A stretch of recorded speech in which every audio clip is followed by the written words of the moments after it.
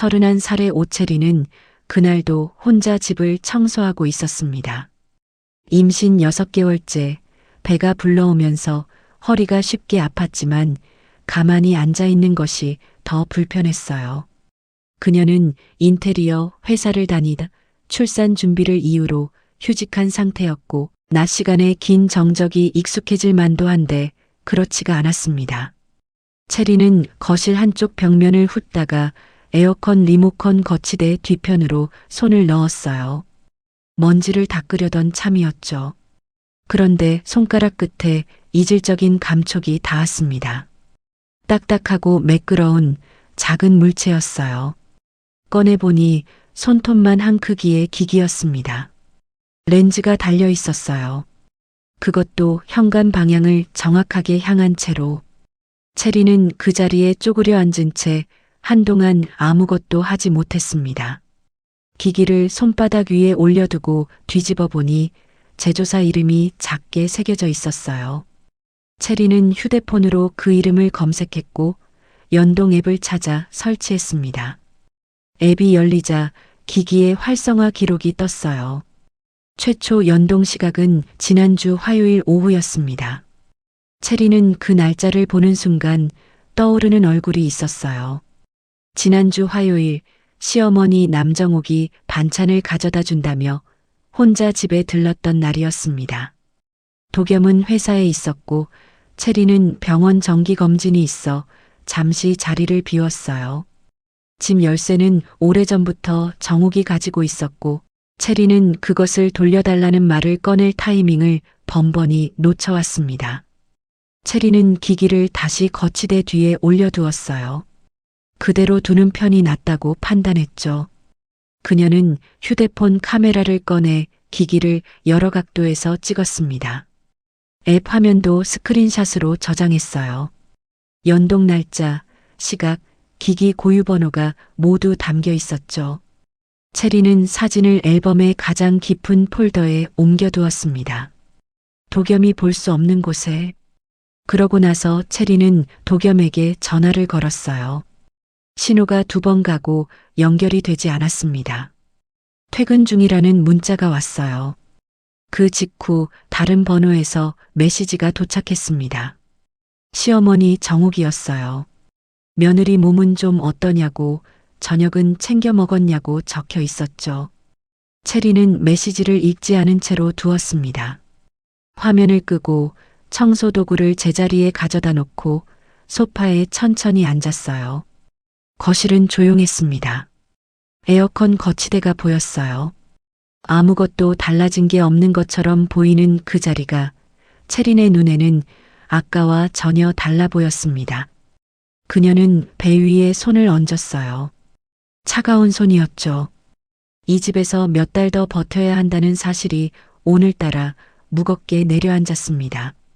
저녁 어스름이 질 무렵 도겸이 현관문을 열고 들어왔어요. 신발을 벗기가 무섭게 정옥에게 전화를 걸었습니다. 체리는 주방에 서서 그 뒷모습을 바라봤어요. 도겸은 어머니와 통화를 마친 뒤 체린 쪽으로 걸어오며 오늘 하루 어땠냐고 물었습니다. 체리는 괜찮았다고 대답했어요. 그것이 전부였죠. 그날 밤 체리는 잠들지 못했습니다. 천장을 보며 오늘 찍어둔 사진들을 머릿속에서 차례로 펼쳐봤어요. 렌즈의 방향, 앱의 연동 날짜, 정옥이 혼자 집에 있었던 시간. 3가지가 맞물리는 순간을 반복해서 짚었습니다. 의심이 아니었어요. 이건 확인이야. 체린이 어둠 속에서 혼자 중얼거렸습니다. 도겸은 옆에서 깊이 잠들어 있었어요. 지금으로부터 3년 전 봄이었습니다.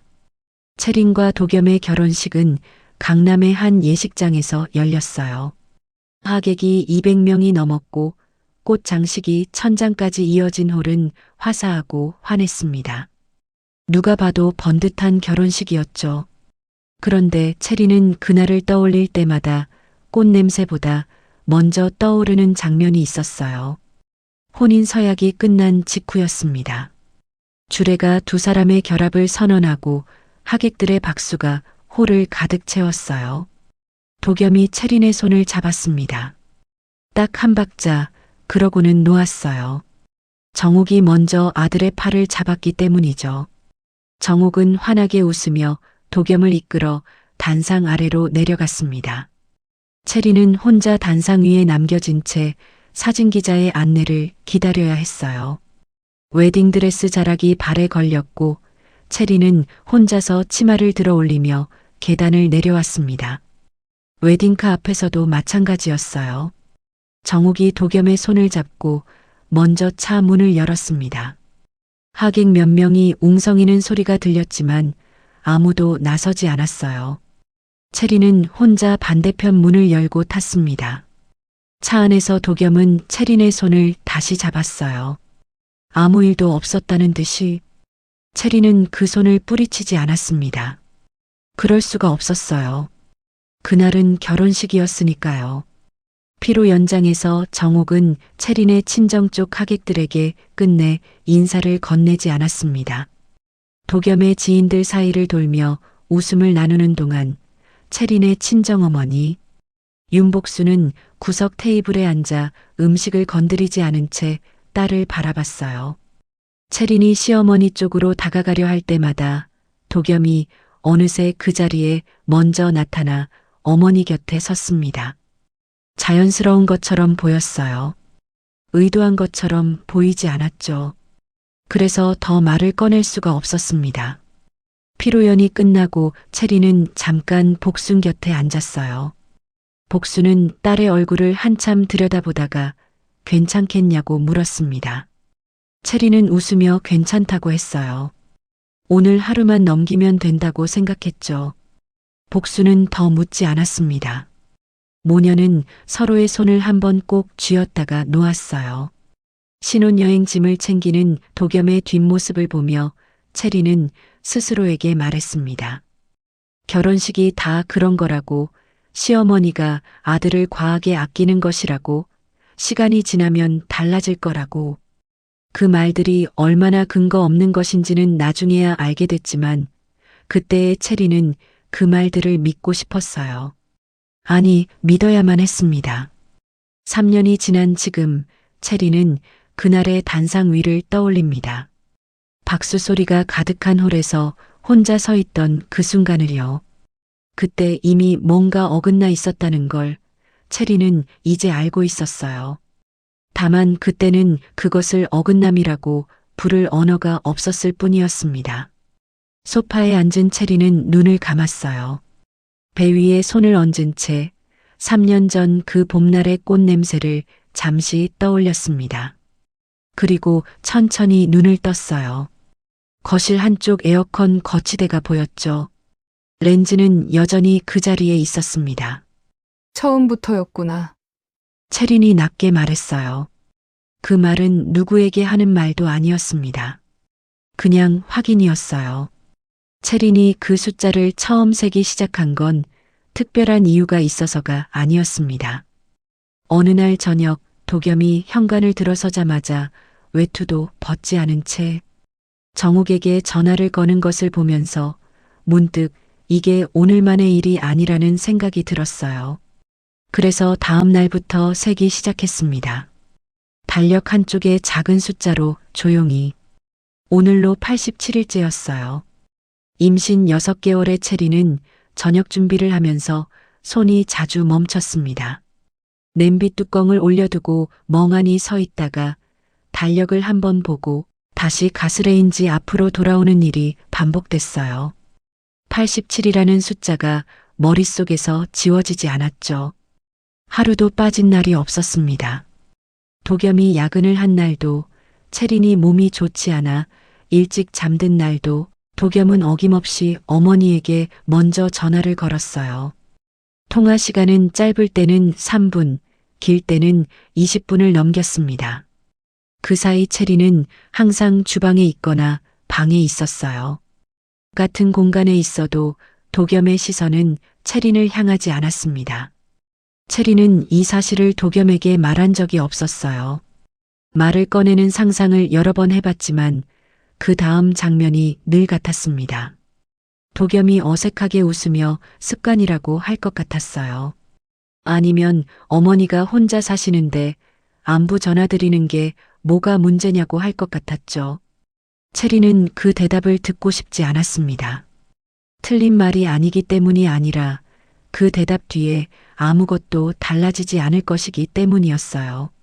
저녁 식사가 차려졌을 때 도겸이 들어왔습니다. 외투를 벗으며 오늘 힘들었다고 말했어요. 체리는 밥을 퍼주며 어디가 힘들었냐고 물었습니다. 도겸은 팀장한테 치였다며 식탁에 앉았어요. 두 사람은 잠시 도겸의 직장 이야기를 나눴습니다. 체리는 맞장구를 쳤고 도겸은 밥을 먹었어요. 일상적인 저녁이었죠. 그러다 도겸이 수저를 내려놓으며 이번 주말에 어머니 댁에서 밥 먹자고 했습니다. 어머니가 직접 하겠다고 했다며 이미 말씀드렸다고 덧붙였어요. 체리는 수저를 든 채 잠시 멈췄습니다. 이번 주말은 정기검진이 있는 날이었어요. 몸도 쉬어야 하는 시기였고 무엇보다 체리는 시어머니 댁에 갈 준비가 되어 있지 않았습니다. 렌즈 사진이 아직 휴대폰 깊은 곳에 있었고 체리는 아직 아무 말도 꺼내지 않은 상태였어요. 이번 주는 몸이 좀 힘들어. 어머니가 직접 밥을 하신다는데 그게 더 편한 거 아냐? 움직이기 힘들면 거기서 쉬면 되잖아. 체린이 다음 주는 어떻겠냐고 되물었지만 도겸은 이미 말씀드렸다고 다시 한번 말했습니다. 이미 말씀드렸다는 그 말이 체린의 대답을 처음부터 고려하지 않았다는 뜻이라는 걸 체린은 알고 있었어요. 체린은 더 말하지 않았습니다. 식사를 마저 했어요. 도겸은 밥을 다 먹고 소파로 이동했고 체린은 설거지를 했습니다. 물소리 너머로 도겸이 다시 전화를 거는 소리가 들렸어요. 정욱의 목소리가 작게 흘러나왔습니다. 주말 메뉴를 의논하는 것 같았어요. 체리는 설거지를 마치고 달력 앞에 섰습니다. 오늘 날짜 칸에 숫자를 적었어요. 그리고 펜을 내려놓았습니다. 그날 밤 체리는 오래 잠들지 못했습니다. 이불 속에서 천장을 보다가 결국 새벽이 되어서야 눈을 감았어요. 아침에 눈을 뜨니 도겸은 이미 출근 준비를 마친 상태였습니다. 체리는 자리에서 일어나 주방으로 나왔어요. 두 사람은 간단하게 아침을 먹었고 도겸이 현관을 나서기 직전 체린이 그를 불러 세웠습니다. 할 말이 있다고 했어요. 도겸은 시계를 한번 보고 나서 체린을 마주 봤습니다. 체린은 주방 서랍에서 휴대폰을 꺼내 사진을 열었어요. 에어컨 거치대 뒤편에서 찾아낸 기기. 사진, 앱 화면 스크린샷, 연동 날짜와 시각이 담긴 화면을 차례로 보여줬습니다. 도겸은 사진을 들여다봤어요. 표정이 굳었죠. 체리는 그 기기가 지난주 화요일 오후에 연동됐고 그날 이 집에 혼자 있었던 사람이 누구인지 도겸도 알 거라고 말했습니다. 도겸은 잠시 아무 말도 하지 않았어요. 그러더니 휴대폰을 꺼내 전화를 걸었습니다. 체린이 아니라 정욱에게요. 체리는 그 자리에 서서 도겸이 어머니와 통화하는 것을 지켜봤어요. 통화는 짧았습니다. 도겸이 전화를 끊고 체린을 돌아봤어요. 어머니가 아이 걱정이 되셔서 그러셨던 거라고 했습니다. 아기가 있었던 게 아니라고요. 체리는 도겸의 말을 끝까지 들었어요. 동의 없이 타인의 주거 공간에 촬영기기를 설치하는 건 명백한 범죄야. 도겸의 표정이 흔들렸습니다. 그러나 그 흔들림은 체린의 편으로 기울지 않았어요. 도겸은 법적으로 따질 문제가 아니라 가족 간의 오해라고 했습니다. 어머니가 직접 사과하실 거니까 경찰 신고 같은 하지 마. 체린이 사과와 재발 방지는 다른 문제라고 말하자 도겸은 한숨을 내쉬며 기기를 달라고 했습니다. 체린이 건네주자 도겸은 그것을 주방 서랍 깊은 곳에 넣어버렸어요. 시선을 피하듯 등을 돌리며 가방을 집어들었습니다. 체리는 도겸이 현관을 나서는 것을 바라봤어요. 문이 닫혔습니다. 체리는 그 자리에 잠시 서 있다가 주방 서랍을 열었어요. 기기가 들어 있었죠. 체리는 그것을 꺼내 다시 한번 사진을 찍었습니다. 서랍 안에 있는 상태로 도겸이 넣어둔 그대로요. 도겸이 기기를 처분할 수도 있다는 생각이 들었어요. 그러면 증거가 사라지는 거였습니다. 체리는 아까 찍어둔 사진들을 휴대폰 클라우드에 따로 백업했어요. 앱 화면, 연동 기록, 기기 사진, 그리고 방금 서랍 안에 담긴 사진까지 전부요. 파일명을 날짜로 저장하고 폴더를 잠갔습니다. 체리는 소파에 앉았어요. 도겸이 나간 집은 조용했습니다. 거실 창밖으로 출근하는 사람들의 발소리가 희미하게 들렸어요. 체리는 배 위에 손을 얹은 채 한동안 앉아 있었습니다. 도겸이 경찰 신고를 말렸을 때 체리는 사실 신고를 할 생각이 없었어요. 아직은 아니었죠. 하지만 도겸이 그 말을 꺼낸 순간 체린의 머릿속에서 무언가가 조용히 자리를 잡기 시작했습니다. 이 집에서 혼자 싸우는 방식으로는 안 된다는 것을요. 체리는 휴대폰을 들어 연락처를 열었습니다. 한참을 내려가다가 한 이름 앞에서 멈췄어요. 도겸의 고등학교 동창 구재민이었습니다. 직업란에 심리상담사라고 적혀 있었어요. 체리는 그 번호를 오래 들여다봤습니다. 전화를 걸지는 않았어요. 다만 화면을 끄지 않은 채로 그 이름을 한동안 바라봤습니다. 창밖에 발소리가 잦아들었어요. 출근 시간이 지나고 있었습니다. 다음 날 오전이었습니다. 도겸이 출근하고 1시간쯤 지났을 때 현관벨이 울렸어요. 체리는 인터폰 화면을 확인했습니다. 시어머니 남정욱이었어요. 손에 반찬통을 들고 서 있었죠. 체리는 잠시 화면을 바라보다가 문을 열었습니다. 열지 않는다고 해서 달라질 것이 없다는 걸 알고 있었어요. 정욱이 들어서며 며느리 얼굴이 많이 피곤해 보인다고 했습니다. 반찬통을 주방 식탁에 내려놓으며 임신 중에 잘 먹어야 한다고 했어요. 체리는 고맙다고 말하고 물을 한 잔 가져왔습니다. 두 사람은 식탁에 마주 앉았어요. 잠시 침묵이 흘렀습니다.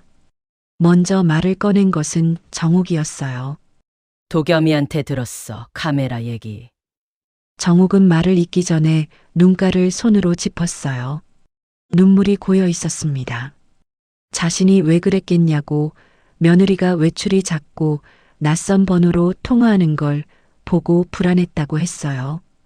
아이 걱정에 잠을 못 잤다고, 어미 마음이 그렇다고 했습니다. 체리는 정욱의 말을 끝까지 들었어요. 표정을 바꾸지 않은 채로요. 정욱이 언급한 외출과 낯선 통화, 그 어느 것도 사실이 아니었습니다.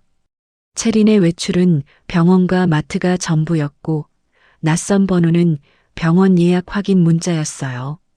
체린은 그것을 알고 있었고 정욱도 알고 있을 거라는 생각이 들었습니다. 체린은 외출 기록과 통화 내역을 직접 확인해 드릴 수 있다고 말했어요. 차분하게, 서두르지 않고요. 정욱의 표정이 순간 흔들렸습니다. 용서해줘. 체리나 따지는 것보다 서로 마음을 여는 게 먼저잖아. 가족끼리 이렇게까지 해야겠니? 눈물이 한 방울 흘러내렸어요. 어머니, 용서와 재발 방지는 별개의 문제예요. 용서는 할 수 있어요.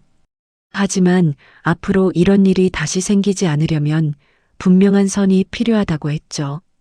집 열쇠를 돌려받고 싶다고 앞으로 방문 전에 반드시 미리 연락을 달라고 말했어요. 목소리는 흔들리지 않았습니다. 정욱의 눈물이 멈췄어요. 표정에서 무언가가 빠져나가는 것이 보였습니다. 정욱은 며느리가 너무 매정하다고 했어요. 아이를 걱정하는 어미 마음을 그렇게 받아치냐고 했죠. 체리는 대답하지 않았습니다. 정욱은 자리에서 일어나 휴대폰을 꺼냈어요. 도겸에게 전화를 걸었습니다. 체리는 그 자리에 앉은 채 정욱이 통화하는 것을 지켜봤어요. 정욱은 며느리가 자신을 너무 차갑게 대한다고 집 열쇠까지 내놓으라고 한다고 도겸에게 전했습니다. 목소리가 젖어 있었어요. 통화를 마친 정옥은 아무 말 없이 현관으로 향했습니다. 나가면서 반찬통은 두고 갔어요. 현관문이 닫히고 얼마 지나지 않아 채린의 휴대폰에 도겸의 문자가 왔습니다. 어머니한테 너무 차갑게 굴지 말라고, 임신 중에 괜히 감정 소모하지 말라고 적혀 있었어요. 채린은 문자를 읽고 화면을 내려놓았습니다. 식탁 위에 정욱이 두고 간 반찬통이 있었어요. 뚜껑에 작은 스티커가 붙어 있었습니다. 정욱의 글씨로 날짜가 적혀 있었죠. 오늘 날짜가 아니었어요. 사흘 전 날짜였습니다. 사흘 전에 만들어둔 반찬을 오늘 가져온 거였어요. 채리는 반찬통을 냉장고에 넣었습니다. 그러고는 연락처를 열어 구재민의 이름을 찾았습니다. 이번엔 전화를 걸었어요. 신호가 2번 가고 연결이 됐습니다. 그로부터 며칠 뒤 채리는 친정어머니 윤복순의 식당을 찾아갔습니다. 점심 장사가 막 끝난 시간이었어요.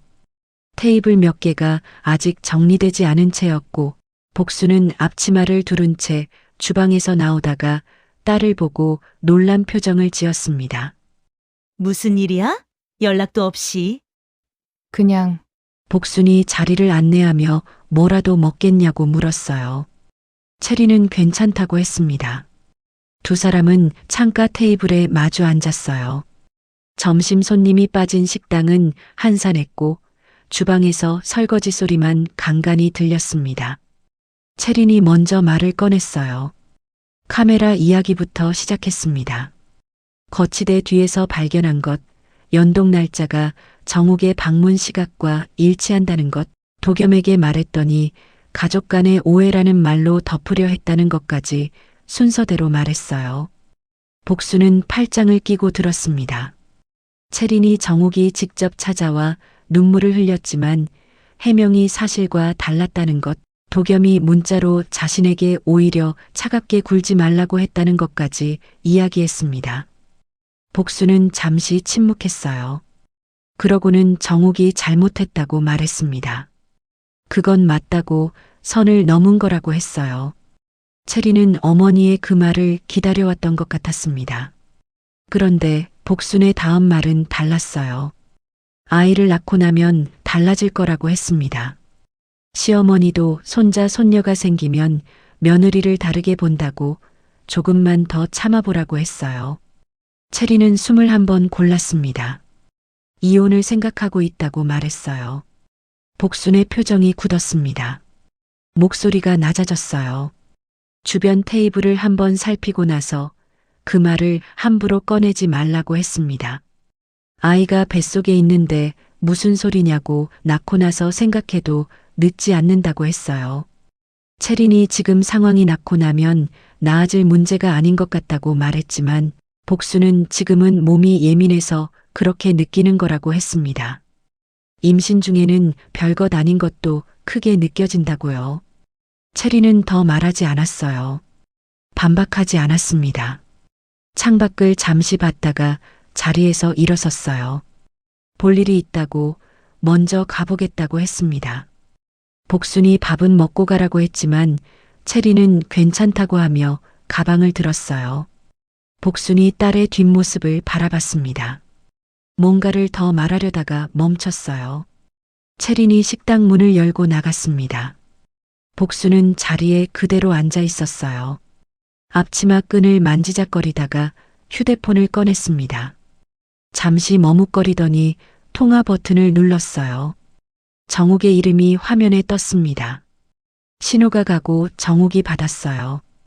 복수는 목소리를 낮추며 채린이 요즘 많이 예민해져 있다고, 오늘 여기 왔다 갔다고 전했습니다.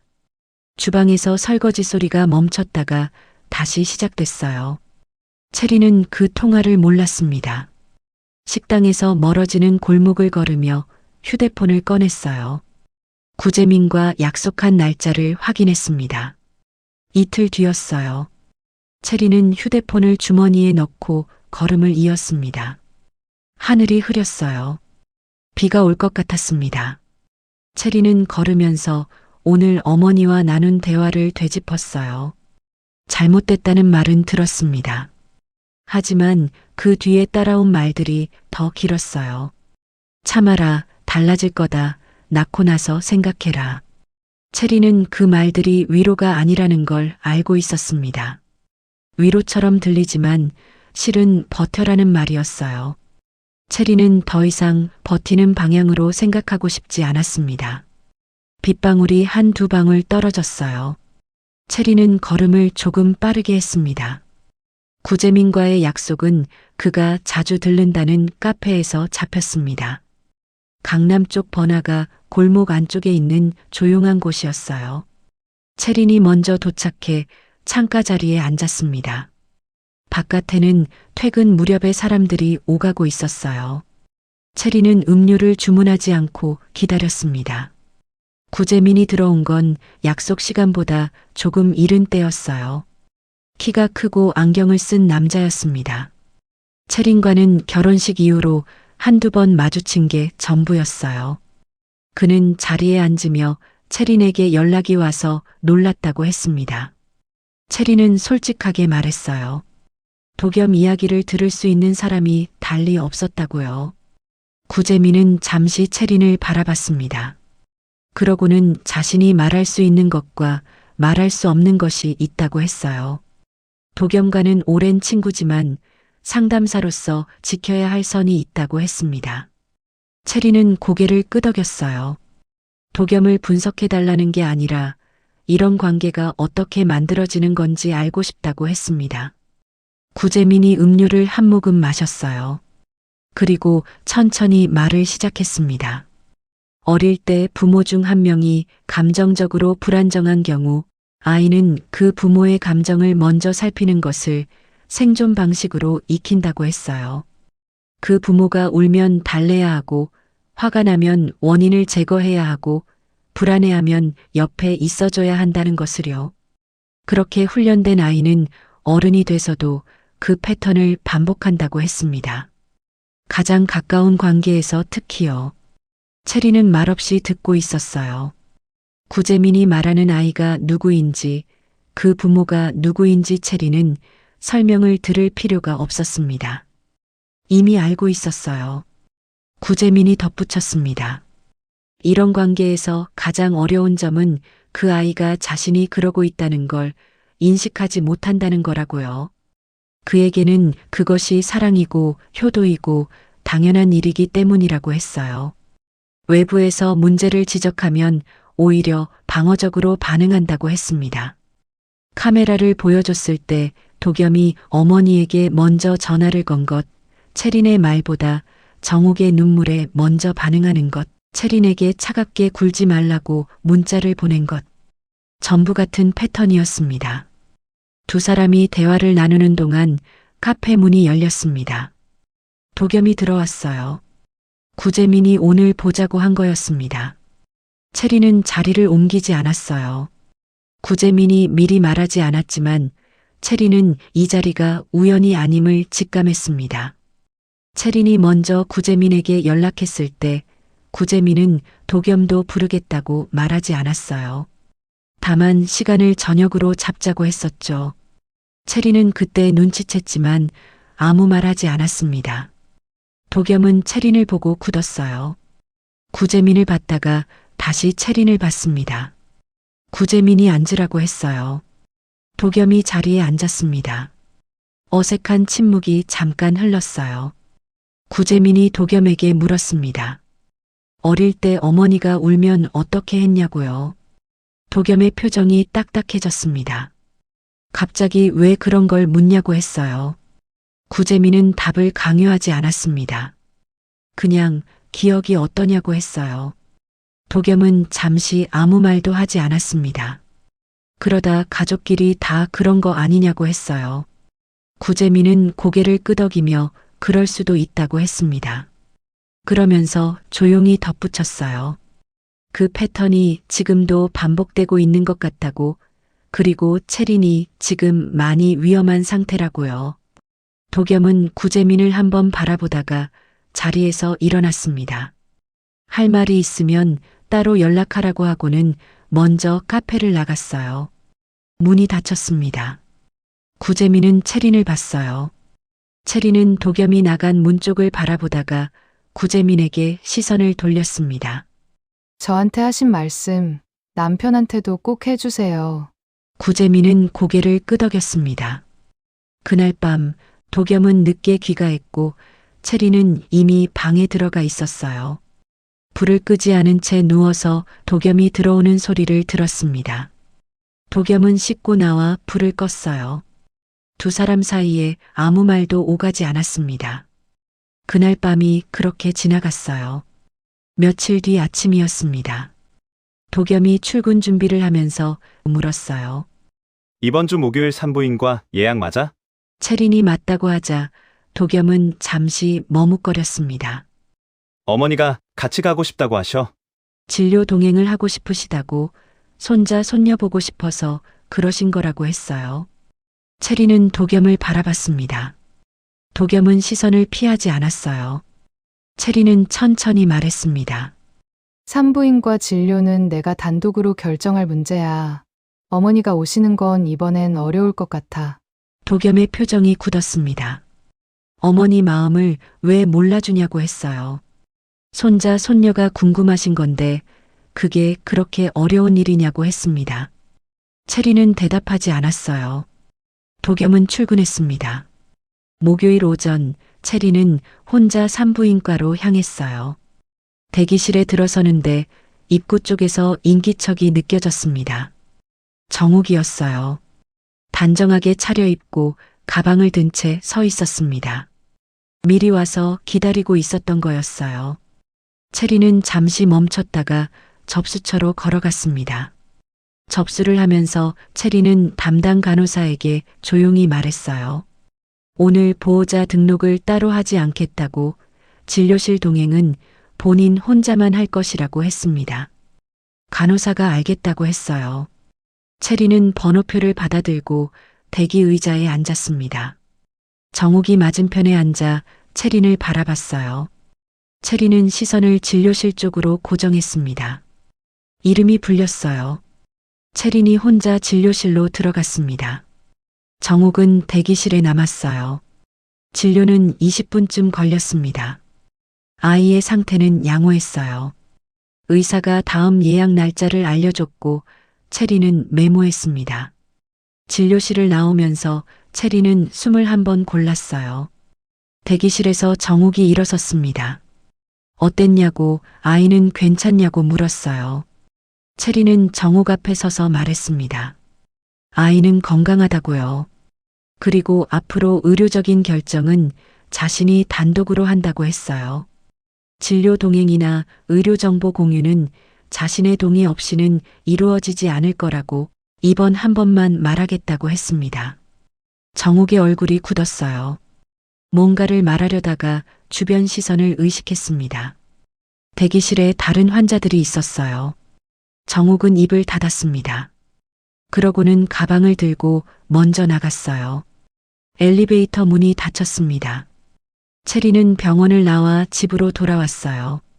오후 햇볕이 거실 바닥에 길게 깔려 있었습니다. 채린은 소파에 앉아 도겸에게 문자를 보냈어요. 오늘 진료 잘 마쳤다고, 아이는 건강하다고요. 그게 전부였습니다. 도겸에게서 답장이 왔어요. 다행이라고, 어머니는 괜찮으셨냐고 적혀 있었습니다. 채린은 그 문자를 읽고 오래 들여다봤어요. 다행이라는 말 다음에 바로 어머니 이야기가 나온다는 것을요. 채린은 휴대폰을 내려놓고 도겸이 퇴근하기를 기다렸습니다. 할 말이 생겼어요. 오늘까지는 참았지만 오늘 밤은 꺼내야 할 것 같았습니다. 도겸이 귀가했어요. 현관에서 외투를 벗는 도겸에게 채린이 말했습니다. 이혼을 생각하고 있다고요. 처음으로 정식으로 꺼내는 말이었어요. 도겸이 멈췄습니다.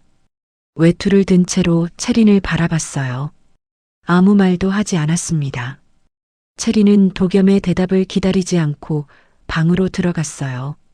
도겸은 현관에 한동안 서 있었습니다. 그러다 휴대폰을 꺼냈어요. 전화를 걸었습니다. 정욱의 이름이 화면에 켜졌어요. 그날 밤 도겸과 체리는 같은 공간에 있었지만 대화를 나누지 않았습니다.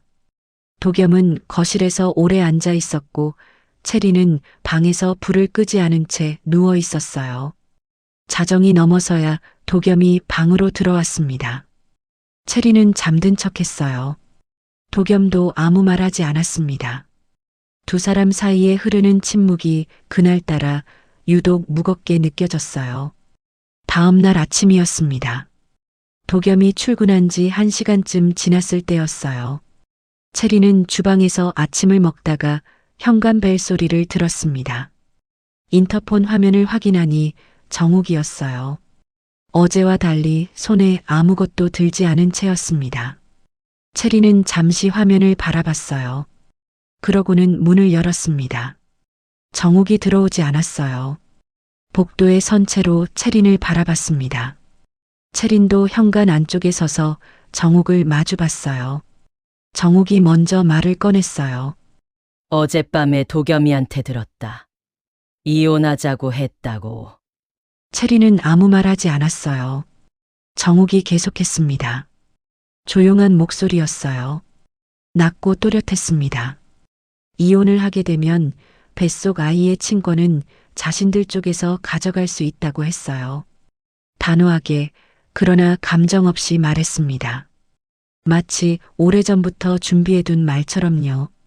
체리는 정욱의 얼굴을 바라봤습니다. 눈물이 없었어요. 지난번처럼 목소리를 떨지도 않았습니다. 이것이 정욱의 다른 얼굴이라는 걸 체리는 직감했어요. 눈물은 도구였고 지금 이 말이 실제라는 것을요. 체린이 법적 근거가 무엇이냐고 물었습니다. 차분하게요. 정욱은 구체적인 조항을 대지 않았어요. 대신 경제력을 언급했습니다.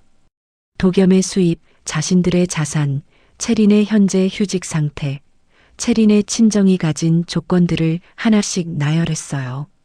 법적 근거가 아니라 현실적인 무게로 체린을 누르려는 방식이었습니다. 체린의 친정은 작은 식당을 운영하고 있고 체린은 지금 휴직 중이며 혼자서는 아이를 키울 기반이 부족하다고 했어요.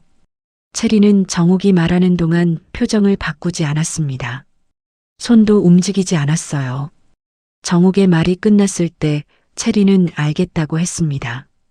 그 말만 하고 현관문을 천천히 닫았어요. 문이 닫혔습니다. 체리는 현관에 등을 기댔어요.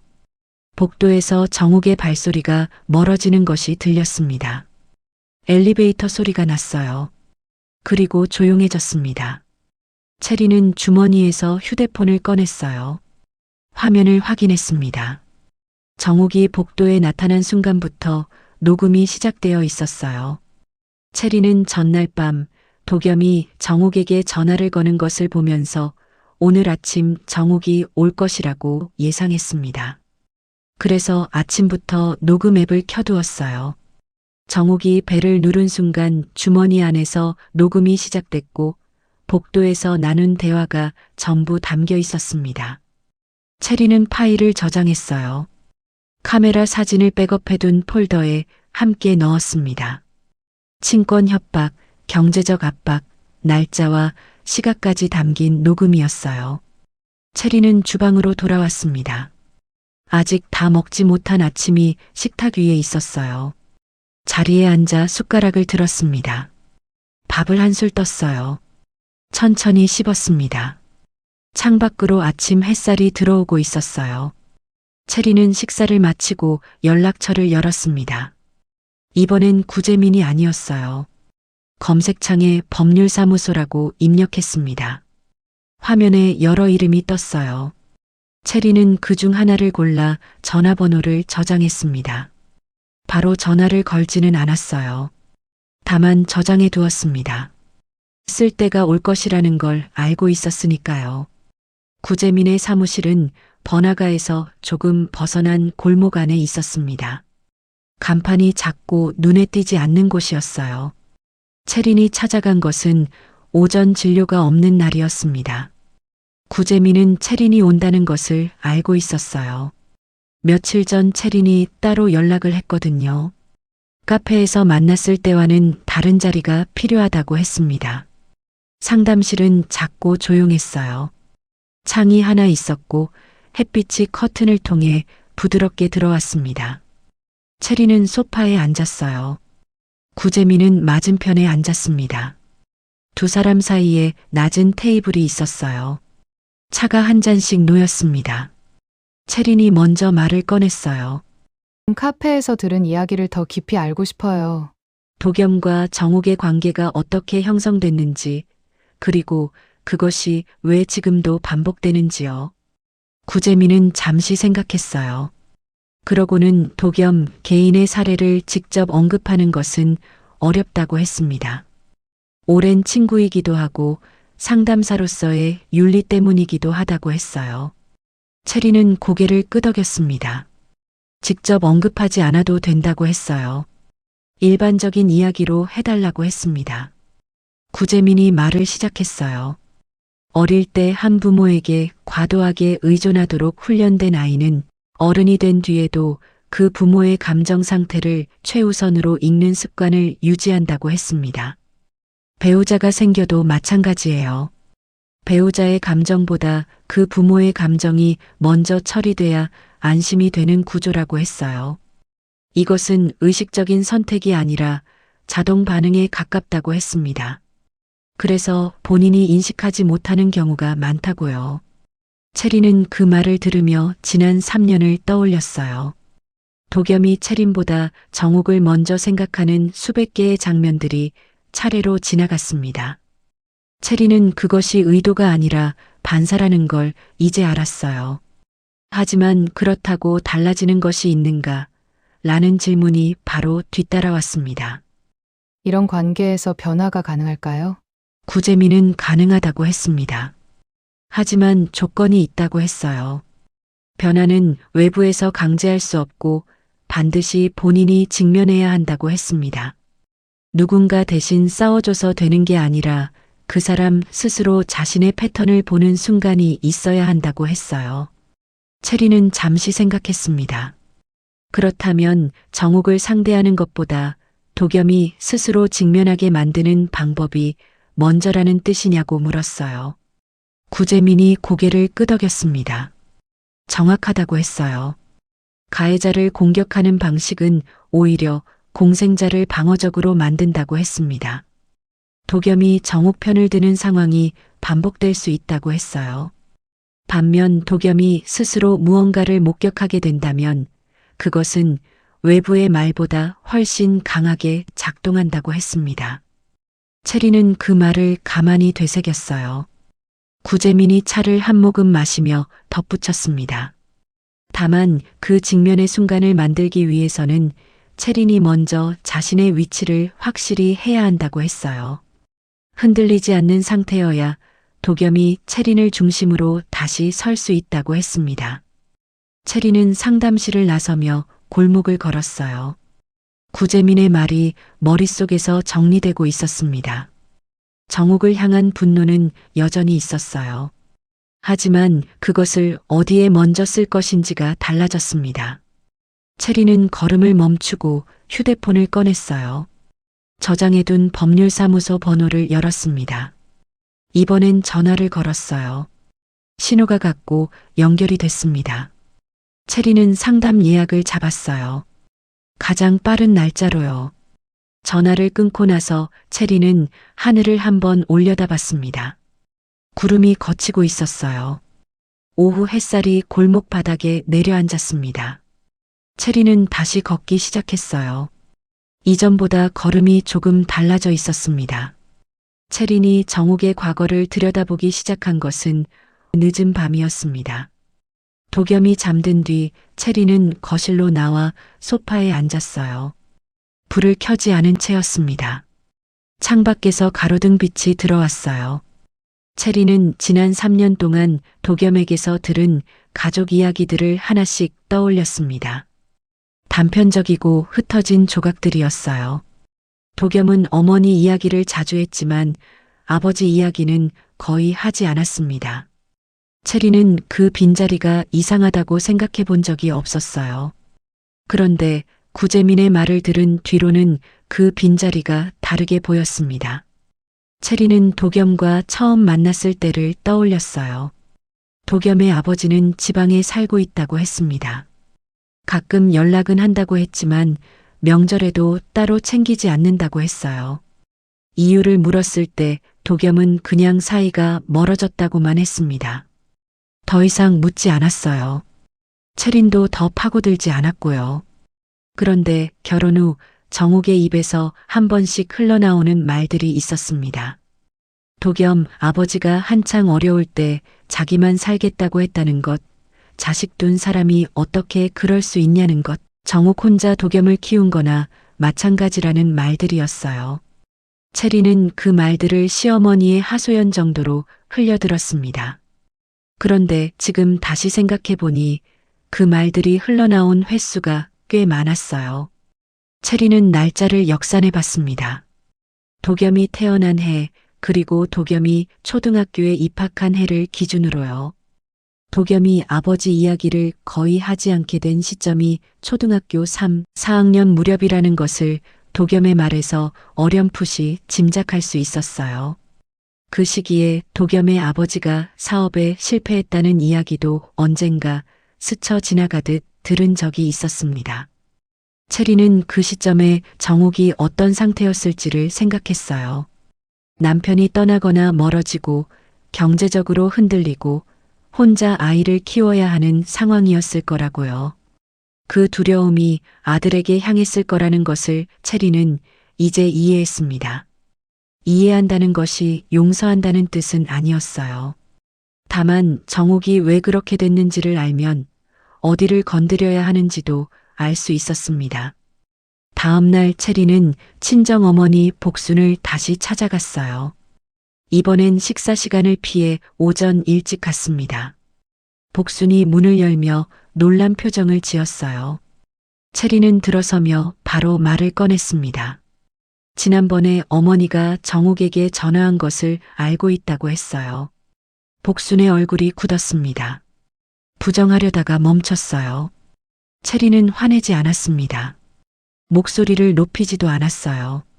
다만 앞으로는 자신의 이야기가 정욱에게 전달되는 경로가 생기면 안 된다고 했습니다. 어머니가 걱정하는 마음을 모르는 게 아니라고 했어요. 하지만 지금 체린에게 필요한 것은 조언이 아니라 편이라고 했습니다. 복수는 한동안 말이 없었어요. 딸을 바라봤습니다.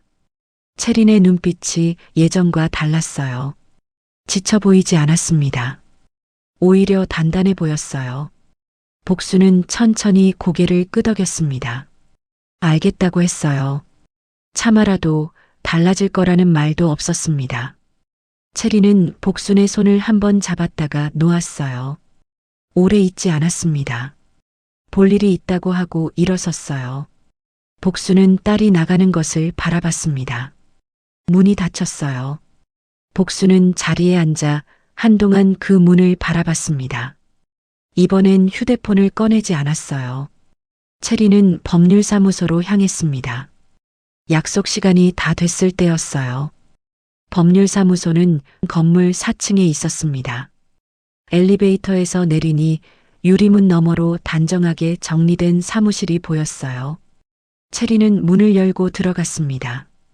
접수처 직원이 예약자 이름을 확인하고 안쪽 상담실로 안내했어요. 체리는 자리에 앉아 가방을 무릎 위에 올려뒀습니다.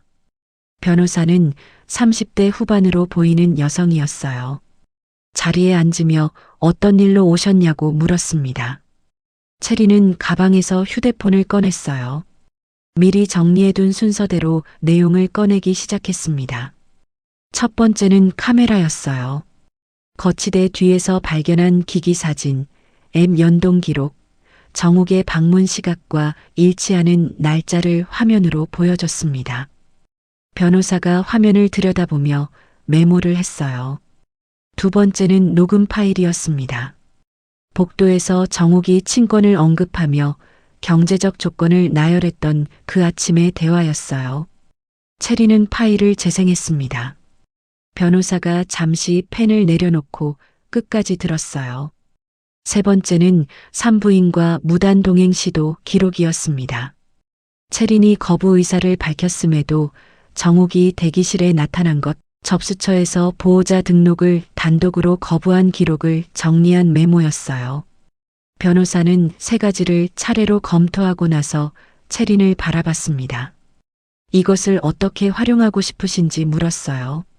채린은 잠시 생각했습니다. 즉각적인 법적 조치보다는 먼저 남편에게 이 내용을 알리는 방식으로 쓰고 싶다고 했어요. 법적으로 대응할 수 있다는 것을 남편이 인식하게 만드는 것이 먼저라고 했습니다. 변호사는 고개를 끄덕였어요.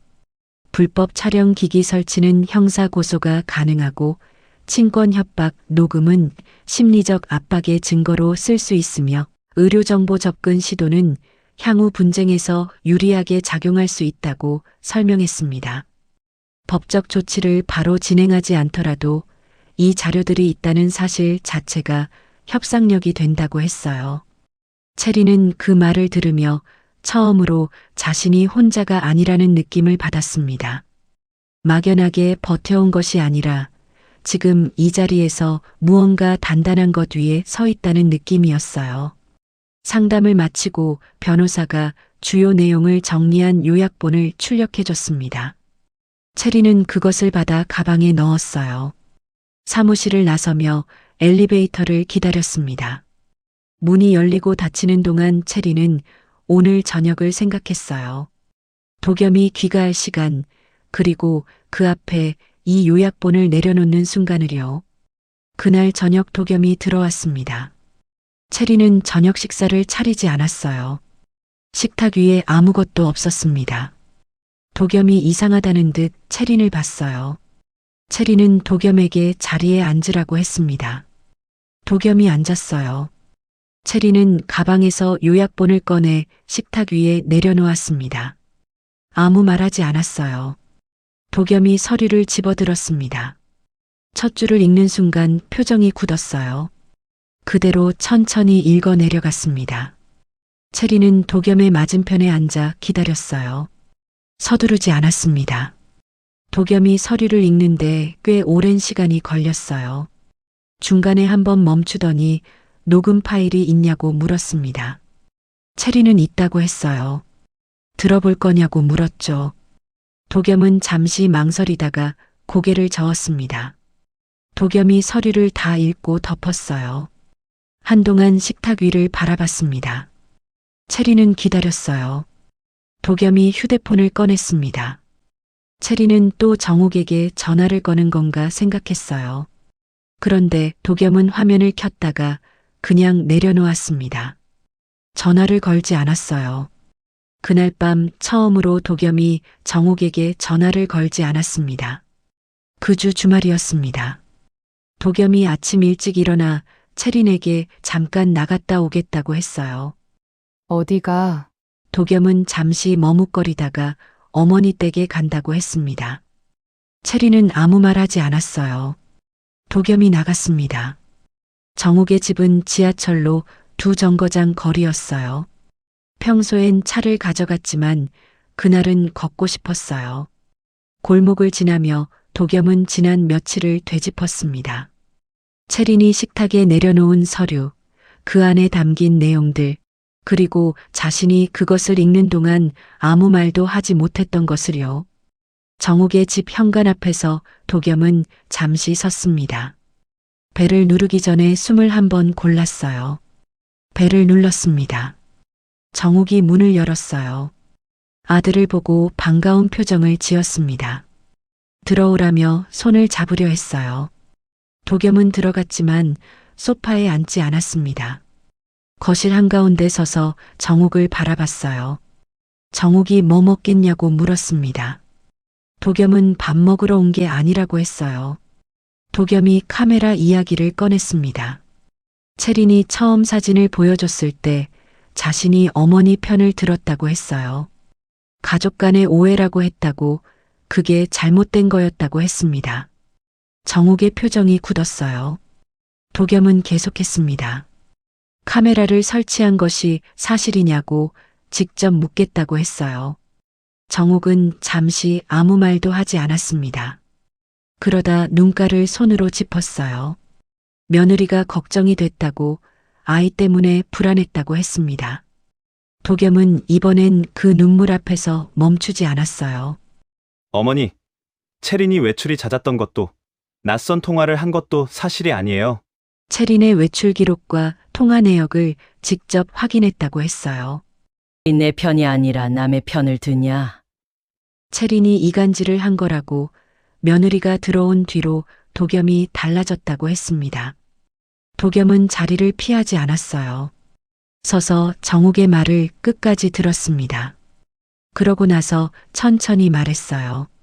채린이 복도에서 어머니와 나눈 대화가 녹음돼 있다고 했습니다. 친권 이야기, 경제적 조건 나열, 그것이 전부 담겨 있다고 했어요. 정욱의 울음이 멈췄습니다. 방 안이 조용해졌어요. 도겸은 그 침묵 속에서 어머니를 바라봤습니다. 오래 알고 있었지만 이렇게 정면으로 바라본 적은 없었어요.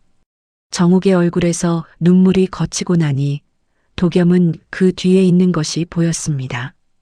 두려움이었어요. 아들을 잃는다는 두려움, 혼자 남겨진다는 두려움. 도겸은 그것을 알았습니다.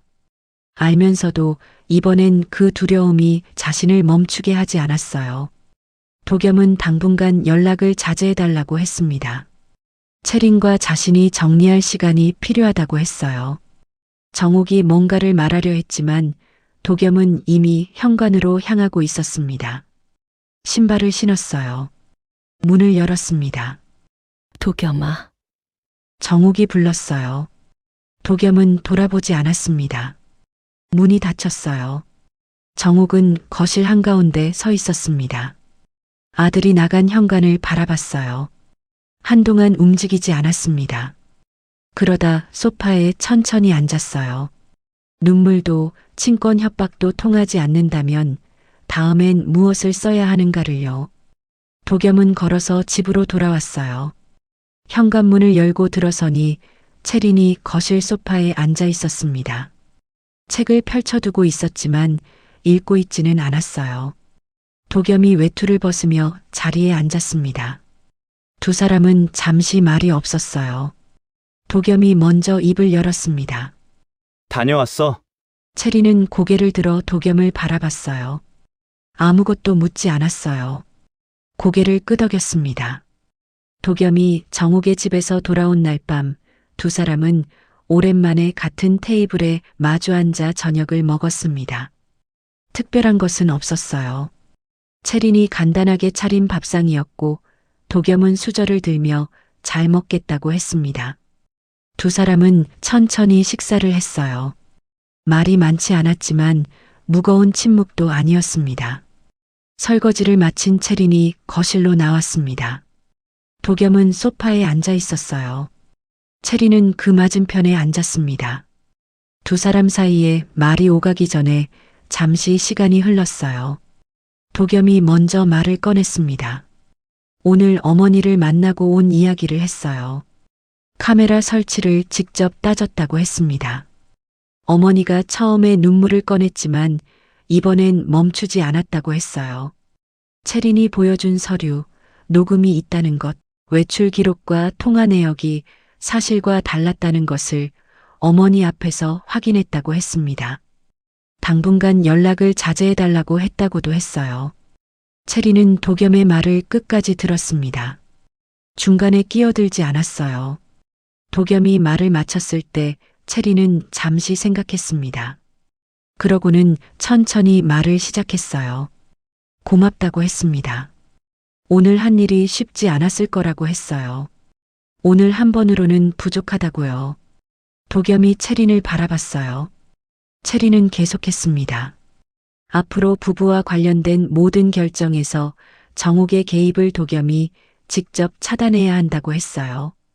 채린이 거부 의사를 밝혔는데도 정욱이 관여하는 상황이 다시 생기거나 도겸이 채린보다 정욱의 편을 드는 일이 한 번이라도 생기면 그때는 법적 절차를 즉시 진행할 것이라고 했습니다. 목소리는 높지 않았어요. 그러나 물러서지 않았습니다. 도겸은 바로 대답하지 않았어요. 소파 등받이에 기대며 천장을 한번 봤습니다. 그러다 채린에게로 시선을 돌렸어요. 한참을 채린의 얼굴을 바라봤습니다. 도겸이 물었어요. 자신이 지금까지 어머니를 선택해온 방식이 채린에게 어떤 의미였냐고요? 채린은 그 질문을 예상하지 못했습니다. 도겸이 스스로 그 질문을 꺼냈다는 것이 채린에게는 오늘 가장 뜻밖의 순간이었습니다. 채린은 생각을 골랐어요. 그러고는 말했습니다. 자신이 원하는 것은 승리가 아니라고 했어요. 정옥을 이기거나 법적으로 제압하는 것이 목적이 아니라고 했습니다. 자신이 원하는 건 도겸이 자신의 편이 되는 것이라고 했어요. 3년 동안 단 한 번이라도 자신이 먼저였으면 됐다고 했습니다. 카메라를 보여줬을 때 경찰 신고를 말리기 전에 채린이 얼마나 놀랐을지를 먼저 물어봐줬으면 됐다고 했어요. 도겸은 아무 말도 하지 않았습니다. 채린도 더 말하지 않았어요. 할 말은 다 했습니다. 채린은 자리에서 일어나 방으로 들어갔어요. 문을 닫지 않았습니다. 열어둔 채로 침대에 앉았어요. 거실에서 도겸이 오래 앉아 있었습니다. 채린은 그 소리를 들었어요. 도겸이 움직이는 소리, 물을 마시는 소리, 다시 소파에 앉는 소리가 들렸습니다. 전화 소리는 들리지 않았어요. 깊은 밤이 됐어요. 도겸이 방으로 들어왔습니다. 도겸이 자리에 누웠어요. 두 사람은 어둠 속에서 나란히 누워 있었습니다. 말은 없었어요. 한참 뒤 도겸이 작게 말했습니다. 미안해. 채린은 대답하지 않았어요. 눈을 감았습니다. 그 말이 충분한지 아닌지는 아직 알 수 없었어요. 다만 처음으로 꺼내진 말이라는 것은 알았습니다. 창밖에서 바람 소리가 들렸어요. 밤이 깊었습니다. 몇 달이 지났습니다. 계절이 바뀌어 있었어요. 채린이 아이를 낳은 것은 그 사이였습니다. 병원에서 도겸이 채린의 손을 잡았어요. 정욱은 오지 않았습니다. 도겸이 미리 연락을 해두었기 때문이었어요. 출산 당일은 부부만 있겠다고 직접 말했다고 했습니다. 채린은 그 말을 듣고 아무것도 묻지 않았어요. 그냥 고개를 끄덕였습니다. 아이가 태어난 지 2달이 지난 어느 아침이었어요. 채린이 아이를 안고 외출 준비를 하고 있었습니다. 아이는 포대기 안에서 잠들어 있었어요. 채린은 가방을 챙기며 현관 앞에 섰습니다. 외투를 걸치는데 현관문이 열렸어요. 도겸이었습니다. 오늘 반차를 냈다고 했습니다. 소아과 예약이 있다는 것을 알고 있었어요. 같이 가려고 왔어. 채린은 잠시 도겸을 바라봤어요. 미리 말하지 그랬어. 도겸은 말하면 오지 말라고 할 것 같았다고 했어요. 채린은 잠시 있다가 문을 열었습니다. 먼저 나갔어요. 도겸이 뒤따랐습니다. 소아과는 집에서 멀지 않은 곳이었어요. 두 사람은 나란히 걸었습니다. 아이는 채린의 품에서 잠든 채였어요. 특별한 대화는 없었습니다. 신호등을 기다리는 동안 도겸이 아이 얼굴을 들여다봤어요. 채린은 그 모습을 옆에서 봤습니다. 아무 말하지 않았어요. 진료를 마치고 나오는 길이었습니다. 도겸이 걸으면서 말했어요. 정욱과 연락하지 않은 지 2달이 됐다고 했습니다. 어머니에게서 문자가 오기는 했는데 답하지 않았다고 했어요. 채린은 걸음을 멈추지 않았습니다. 그 말을 들으며 계속 걸었어요. 힘들지 않아. 도겸은 잠시 대답하지 않았어요. 그러다 힘들다고 했습니다. 솔직하게요. 그래도 하겠다고 했어요. 채린은 더 묻지 않았습니다. 두 사람은 다시 걸었어요. 집에 돌아와 아이를 눕히고 채린은 주방에서 물을 한 잔 마셨습니다. 도겸이 소파에 앉아 아이를 바라보고 있었어요. 채린은 그 뒷모습을 잠시 봤습니다. 3년 전 결혼식 날 웨딩카 안에서 도겸이 채린의 손을 다시 잡았던 것을 떠올렸어요. 그때는 아무 일도 없었다는 듯한 손이었습니다. 지금 도겸의 손은 달랐어요. 아이의 손을 조심스럽게 잡고 있었습니다. 작은 손이 도겸의 손가락을 쥐었어요. 채린은 주방에서 나와 소파 옆에 앉았습니다. 두 사람은 아무 말 하지 않았어요. 아이가 잠에서 깨어 작은 소리를 냈습니다. 채린이 아이를 안았어요. 두 사람 사이에는 아직 말해야 할 것들이 남아 있었어요. 3년 동안 쌓인 것들이 몇 달 만에 다 정리될 수는 없었습니다. 채린도 알았고 도겸도 알았어요. 하지만 오늘 이 아침 두 사람은 처음으로 같은 방향을 보고 있었습니다. 아이를 사이에 두고 나란히요. 그것으로 충분한 시작이었어요. 현관 복도는 조용했습니다. 아파트 밖에서 아침 바람 소리가 들렸어요. 채린이 아는 아이가 눈을 떴습니다. 작고 까만 눈이었어요. 채린을 바라봤습니다. 채린이 작게 웃었어요. 오랜만에 웃음이었습니다.